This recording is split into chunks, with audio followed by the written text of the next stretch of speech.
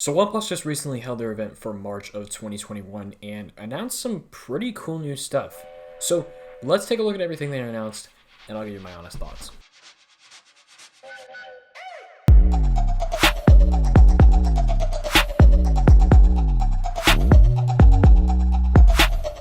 Sup guys, I just What here, and today let's talk about OnePlus's newest event. They just dropped some pretty cool new phones and a watch. So let's dive deep into the specs and let's check them out. Okay, so first device to come out of the event that they announced is the OnePlus 9. So the OnePlus 9 has a 6.55 inch 1080p 120 hertz OLED display, which is a pretty good spec for just the ultra mid-range offering. Now, besides the size, it basically has the same screen spec as the Galaxy S21. And like I said, it's a bigger display, 6.55 inches compared to 6.2 inches on the S21. And the OnePlus is even still a little bit cheaper than the S21. It comes in at about $70 cheaper. Now, as far as the rest of the specs go, we have the Snapdragon 888 processor, or Snapdragon 888, however you want to say it.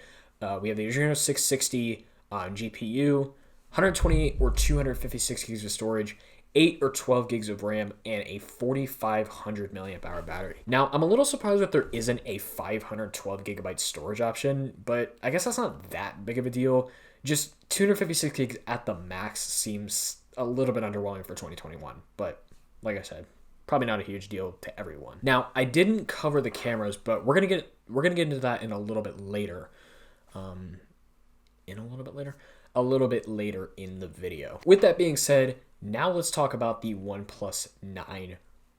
So the OnePlus 9R, from what I saw at first glance, looked like it was pretty much the same thing as the OnePlus 9. But after closer inspection, I realized that it actually has the Snapdragon 870G compared to the Snapdragon 888. Now, from what I can tell, the Snapdragon 870G is basically the successor to the 765G. At least that's what I can tell based on first impressions. But it's just upgraded for 2021. Now, OnePlus 9R is the only new OnePlus phone to come out of this event that isn't coming to the US. And I'm actually not sure which countries or territories or wherever it's being sold as of right now. I think it's being sold mostly in Asia, but I'm not really sure. But moving on. Now let's talk about the big dog, the OnePlus 9 Pro. So the OnePlus 9 Pro has a 6.7 inch 1440p 120 hertz LTPO 10-bit OLED display, and Jesus Christ, that is a mouthful.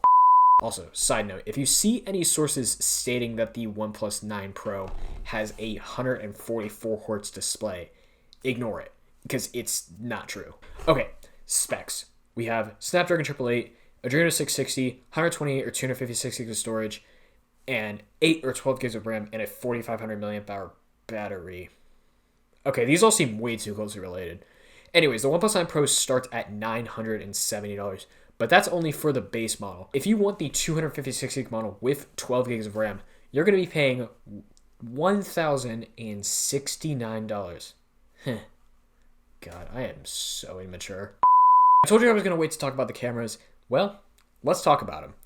You may or may not have heard the big news this year, but that is that OnePlus has officially partnered with Hasselblad. Yeah, that Hasselblad. Now, I'm going to have a full podcast episode on what this whole partnership means in a few weeks. So if you aren't subscribed to the podcast channel, make sure to go ahead and do that, because why wouldn't you? Anyways, to sum it up, this means that OnePlus is going to have access to much more high-end parts for their camera systems of their phones, and is going to have a lot more ways to fine-tune the quality with software updates and hardware in the future, which is something that OnePlus could actually really benefit from, since they haven't exactly had the greatest cameras in the past. Okay, I made you guys wait for it all this time, but let's talk about it. The OnePlus Watch. So if I'm being honest, I definitely was not expecting OnePlus to announce a watch, because, I mean, look at the competition in the Android watch space. You have Samsung. Okay. Then you have Michael Kors. All right.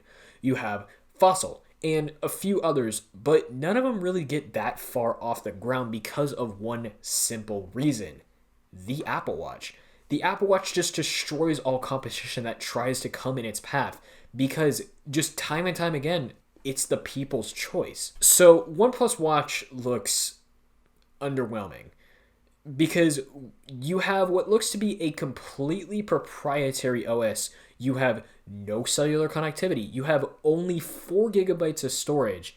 So it really doesn't look all that great on paper, but we'll just have to wait to see what the people say. Now, as far as I can tell, the OnePlus Watch seems like its biggest competitor is going to be the Galaxy Watch Active series. Now, I'm over here rocking the original Galaxy Watch Active that came out about 2 years ago. But hopefully Samsung will soon release a Galaxy Watch Active 3, maybe later in like August or September when the new, if notes come out this year, podcast episode coming on that as well.